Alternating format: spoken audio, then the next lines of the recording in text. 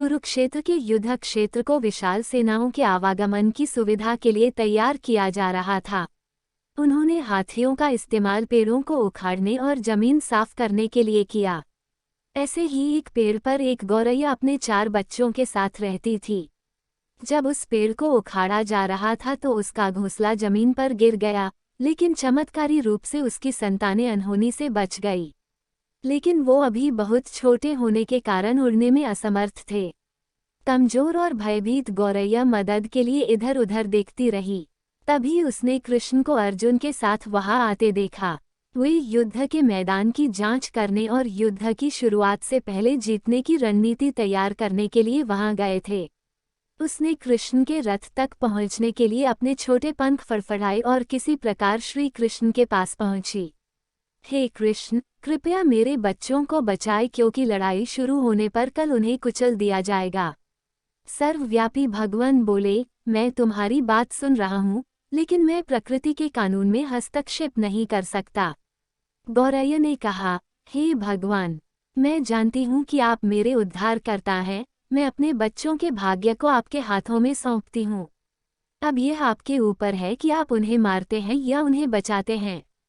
काल चक्र पर किसी का बस नहीं है। श्री कृष्ण ने एक साधारण व्यक्ति की तरह उससे बात की जिसका आशय था कि वह ऐसा कुछ भी नहीं था जिसके बारे में वो कुछ भी कर सकते थे। गौरैया ने विश्वास और श्रद्धा के साथ कहा, प्रभु, आप कैसे और क्या करते हैं वो मैं नहीं जान सकती।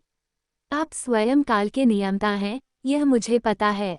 मैं सारी स्थिति एवं परिस्थिति एवं स्वयं को परिवार सहित आपको समर्पण करती हूँ।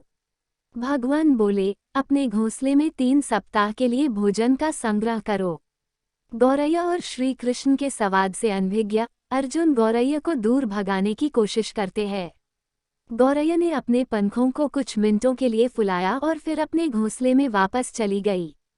2 दिन बाद शंख के उद्घोष से युद्ध शुरू होने की घोषणा की गई। कृष्ण ने अर्जुन से कहा कि अपने धनुष और बाण मुझे दो। अर्जुन चौंका क्योंकि कृष्ण ने युद्ध में कोई भी हथियार नहीं उठाने की शपथ ली थी। इसके अतिरिक्त अर्जुन का मानना था कि वो ही सबसे अच्छा धनुर्धर है। मुझे आज्ञा दें भगवान, अर्जुन ने दृढ़ विश्वास के साथ कहा, मेरे तीरों के लिए कुछ भी अभेद्य नहीं है। चुपचाप अर्जुन से धनुष लेकर कृष्ण ने एक हाथी को निशाना बनाया। लेकिन हाथी को मार के नीचे गिराने के बजाय तीर हाथी के गले की घंटी में जा टकराया और एक चिंगारी सी उड़ गई।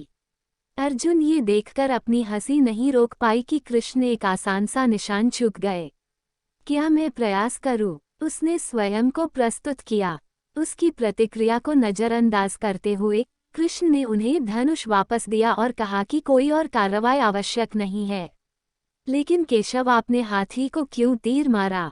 अर्जुन ने पूछा। क्योंकि इस हाथी ने उस गौरैया के आश्रय उसके घोंसले को जो कि एक पेड़ पर था उसको गिरा दिया था। कौन सी गौरैया? अर्जुन ने पूछा। इसके अतिरिक्त हाथी तो अभी स्वस्थ और जीवित है, केवल घंटी ही टूटकर गिरी है। अर्जुन के सवालों को खारिज करते हुए कृष्ण ने उसे शंख फूंकने का निर्देश दिया। युद्ध शुरू हुआ। अगले 18 दिनों में कई जानें चली गईं। अंत में पांडवों की जीत हुई। एक बार फिर कृष्ण अर्जुन को अपने साथ सुदूर क्षेत्र में भ्रमण करने के लिए ले गए। कई शव अभी भी वहां हैं जो उनके अंतिम संस्कार का इंतजार कर रहे हैं।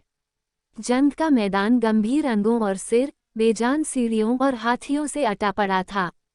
कृष्ण एक निश्चित स्थान पर रुके और एक घंटी जो कि हाथी पर बांधी जाती थी उसे देखकर विचार करने लगे। अर्जुन, उन्होंने कहा, क्या आप मेरे लिए यह घंटी उठाएंगे और इसे एक तरफ रख देंगे? निर्देश बिल्कुल सरल था परंतु अर्जुन के समझ में नहीं आया। आखिरकार विशाल मैदान में जहां बहुत सी अन्य चीजों को साफ करने की जरूरत थी, कृष्ण उसे धातु के एक टुकड़े को रास्ते से हटाने के लिए क्यों कहेंगे? उसने प्रश्नवाचक दृष्टि से उनकी ओर देखा। हाँ, यह घंटी, कृष्ण ने दोहराया, यह वही घंटी है जो हाथी की गर्दन पर पड़ी थी जिस पर मैंने तीर मारा था। अर्जुन बिना किसी और सवाल के भारी घंटी उठाने के लिए नीचे झुका। जैसे ही उन्होंने इसे उठाया, उसकी हमेशा के लिए जैसे दुनिया बदल गई। 1, 2, 3, 4 और 5।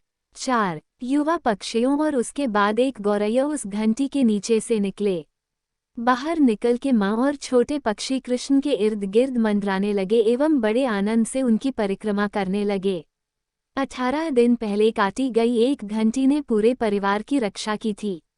मुझे क्षमा करें हे कृष्ण, अर्जुन ने कहा, आपको मानव शरीर में देखकर और सामान्य मनुष्यों की तरह व्यवहार करते हुए मैं भूल गया था कि आप वास्तव में कौन हैं।